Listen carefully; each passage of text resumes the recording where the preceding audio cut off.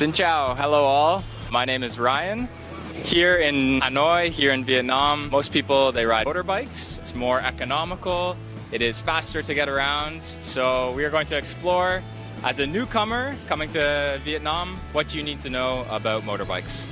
Here in Hanoi, the primary mode of transportation is by motorbike. Usually 2 wheels, sometimes 3. Scooters, mopeds, motorbikes, they all fall into the same category. In this area, Star Lake, the roads are very wide, but many of the streets in Hanoi especially are super narrow, so it's helpful to have a small piece of transportation to get you around through all the alleyways, wherever you need to go. In terms of getting around here, you have a number of options. Really the easiest, the most convenient, especially when you first arrive, is to use the app Grab. You can go to the App Store and search up Grab, G-R-A-B. And you can select a regular car taxi or a motorcycle taxi and where you want to be dropped off, where you want to be picked up. You can link your credit card or you can pay with cash. You can order food, parcel delivery, so it can do all sorts of convenient things for you. If you're not comfortable with sitting on the back of a motorcycle, of course we mentioned there's taxis as well that can also be ordered through Grab. And Hanoi has a surprisingly effective bus network. The buses are crazy, just like all the other drivers, but the buses will also take you where you need to go. I have quite a few friends that use the buses quite a bit. So those are kind of your options when you first arrive for getting around. If you don't want to be driving yourself, what does it mean when someone honks at you? It can be a myriad of things. 95% of the time, a honk is, hey, I am here. I just want you to know that I am here. So maybe you hear beep, beep, beep, beep coming up behind you. That is your cue to not do anything erratic, to not turn left or right, just to kind of continue on the way you're continuing on because somebody will be passing. Being an expat coming from a country with different cultures around honking, from Canada, and if you honk at somebody, it's a direct act of aggression. You are saying, I'm angry at you and we are about to have a confrontation. That is what honking means. So to come here and to hear honking constantly, at first it's like, oh, why are all these people so angry? But they're not angry. It is just the convention here to honk, to let people know where you are. And eventually you will come to rely on it for your own safety, letting others know where you are, and for the safety of others. I don't know if you know bats, they use echolocation and they send out sound waves out of their mouth and they hear them back, and that's how they know how far away things are. And like we kind of do a similar thing with honks, depending on whether the honk sounds like it's going fast or slow, if it's coming from your left side or your right side. These are all things that help us identify what the traffic is doing around us. Don't take honking as a bad sign or a sign of aggression. It's really quite the opposite. It is one of the ways that we can stay safe on the roads of Hanoi. Perfect timing. Say if you want to ride a motorbike, definitely do it. Don't be afraid to do it, but there are some things that you need to remember. Start slow, start in like an open parking lot. Don't do anything that you don't feel comfortable doing. You'll be seeing people weaving in and out of traffic. As a passenger though, you also have some important responsibilities. It can be dangerous if you're moving around, scooching back and forth, or even feeling unstable as the passenger.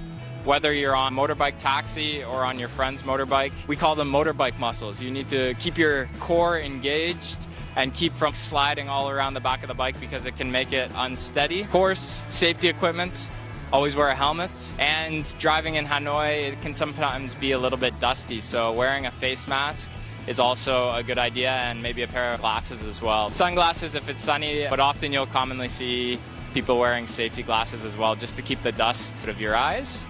So be safe, take it slow, don't do anything you're not comfortable with. So some tips and tricks to get you on your way safely.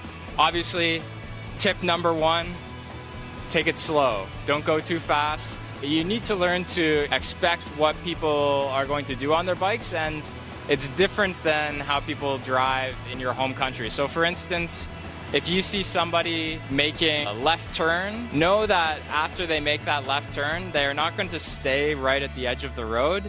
They are going to immediately creep into your lane of traffic. Kind of difficult to explain, but once you spend a couple weeks driving on the roads here, you see patterns. You can begin to have more intuition as to what people are going to do around you. Tip number 2, look for those little patterns in how people drive. Buy a good helmet with a full face covering that will protect you, as well as a face mask and glasses that will make your ride a lot more pleasant. If you need to be using navigation, Google Maps or something like that, you can buy little phone holders that go on your bike. Those would be my tips and tricks. Challenges, of course, sometimes it's just very chaotic. If you are driving to work in the morning or you're coming home at 5 o'clock, traffic will be intense. It can just be a lot. It's a sensory overload. There are some honking horns, there is exhaust. It can feel overwhelming, but you get used to that like anything else. Like, you really do get used to it and comfortable with it. But sometimes your patience, it is tested. I have a rule of thumb: never drive anywhere when you're angry. If you're upset about something, take 5 minutes, go for a walk, take a breath, because road rage here can be a very dangerous thing, and driving while you're angry is not a good idea. So practice as much patience as you can, as much grace as you can. You know, as foreigners, we come from a different country with different conventions and different driving culture. So to be thrown into a new world with new rules and new customs, it's really intimidating. The biggest piece of advice, if you are driving here, to try to forget what the rules are and the conventions are in your own country. Cutting somebody off, for instance, it's not a sign of disrespect or an act of aggression. It is simply the way the traffic flows. So keeping in mind that you're not in your homeland, that you are in a new place, that would be my advice to somebody who wants to come here and ride a bike. When you're crossing the street and you don't have a light, basically what you want to do is look left and right, and you never want to stop, okay? You don't want to stop because they're anticipating your walk and they will pass by you accordingly. You don't want to run. You just want to maintain that pace until you get to the other side of the street. That's best advice I can give you, because here it could be red light, but people could come from the other side, and cars come from other side. But they're not whizzing by. They'll always look out for people who are crossing the street. I would say most of the time you're really safe. Again, don't stop, just maintain your pace and walk from one street to the other side of the street.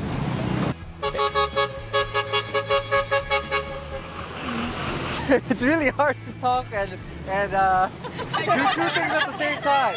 I don't think it's working out. Because it takes a lot of concentration. Because they can come from anywhere, you know?